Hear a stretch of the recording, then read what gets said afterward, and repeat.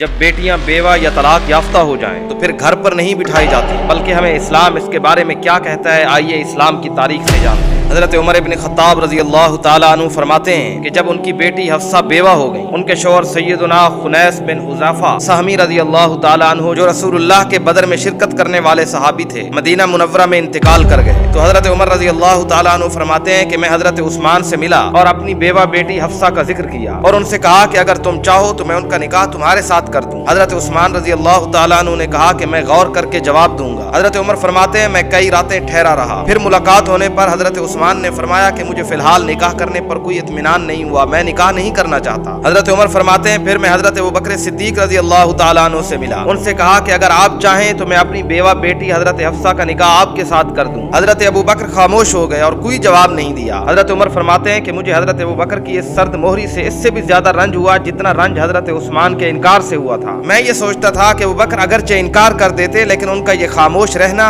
میرے لیے زیادہ تکلیف کا باعث ہے۔ فرماتے ہیں کہ کئی دن گزر گئے، اتنے میں رسول اللہ نے اپنے لیے حضرت حفصہ کا پیغام نکاح بھیجا۔ میں نے فوراً ان کا نکاح رسول اللہ سے کر دیا۔ اس کے بعد حضرت ابوبکر مجھ سے ملے تو کہنے لگے شاید تمہیں میرا جواب نہ دینا ناگوار گزرا ہوگا۔ میں نے کہا کہ مجھے بہت برا لگا تھا آپ کا یہ جواب نہ دینا۔ حضرت ابوبکر نے فرمایا کہ میرے بھائی بات یہ ہے، میں نے تمہیں جواب اس وجہ سے نہیں دیا تھا، میرے علم میں یہ بات آئی تھی کہ رسول اللہ نے کہیں ان کا تذکرہ کیا ہے نکاح کرنے کے لیے، اور میں رسول اللہ کا یہ راز فاش نہیں کرنا چاہتا تھا۔ ہاں اگر رسول اللہ حضرت حفصہ سے نکاح نہ کرتے تو شاید میں ان سے نکاح کر لیتا، لیکن میں اس لیے خاموش تھا کہ رسول اللہ کا راز فاش نہ ہو جائے۔ اے مسلمانوں، تم نے اپنی اس تاریخ سے کیا سیکھا کہ حضرت عمر نے کس طرح خود ہی اپنی بیوہ بیٹی کے نکاح کا پیغام پہلے حضرت عثمان کو دیا، پھر حضرت ابوبکر کو دیا، جس سے یہ پتہ چلا کہ اپنی بیوہ بیٹی یا متعلقہ بیٹی کا نکاح دوسری جگہ پر کر دینا یہ کوئی عیب نہیں ہوتا، اور یہ بھی پتہ چلا کہ لڑکی والوں کا لڑکے والوں کے لیے نکاح کا پیغام دینا اسلام میں جائز ہے، یہ عمل غیرت و حیا کے خلاف نہیں ہے۔ مگر آج کل لڑکی والوں کی طرف سے خود کسی جگہ نکاح کا پیغام دینا عیب ہے، جس کے نتیجے میں لڑکیوں کی عمریں گزر جاتی ہیں، وہ بوڑھی ہو جاتی ہیں اور ان کے والدین اپنی بناوٹی عزت لے کے بیٹھے رہتے ہیں۔